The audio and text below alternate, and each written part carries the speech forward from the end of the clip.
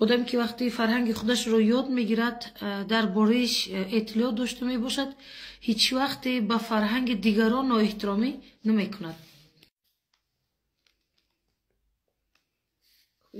ترجمهش کن فارسی. اوکی ببینید من گفته میتونم این میگوید که مثلا کلتور یعنی فرهنگ میگوید ein Fisch spürt erst dann dass Wasser zum Leben braucht wenn es nicht mehr darin schwimmt. میگوید یک ماهی میگوید حس میکند همون وقتی که برای زندگیش آب در کار است که اون آب رو ندارد مثلا. نه یعنی وقتی که حس میکند که وقتی آب نیست که آب در کار بوده است میگوید یعنی unsere Kultur ist für uns wie das Wasser für den Fisch. Wir leben und atmen durch sie. میگوید که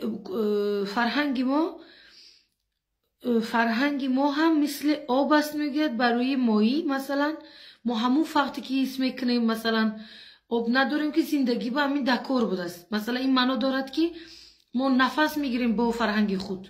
وقتی که شما فرهنگتون رو مثلا ندارید نمیدونید برای چی زندگانی کرده ایستاده اید مثلا.